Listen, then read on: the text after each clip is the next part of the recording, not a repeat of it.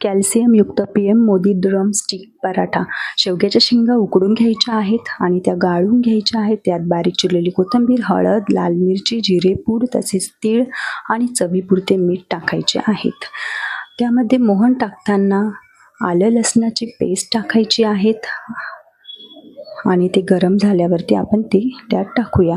नंतर गव्हाचे पीठ, थोडे डाळीचे पीठ टाकून छानसा असा गोळा बनवून घेऊया आणि त्याला तेल लावून तो 15-20 मिनटं झाकून ठेवूया.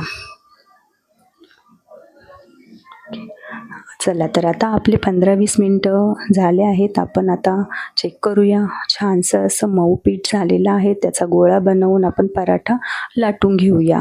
आणि आता इकडे आपण चेक करूया. आपला पॅन पण गरम झाला आहे. त्यावरती तेल टाकूया आणि आपण पराठा पॅनवरती टाकून त्याला थोडं बटर लावून आपण तो छानसा असा भाजून घेऊया. आता पराठा रेडी आहे आणि आता त्यासोबत मी खोबऱ्याची चटणी बनवलेली आहे. आता मी माझ्या मुलीला सर्वसाठी देत आहे.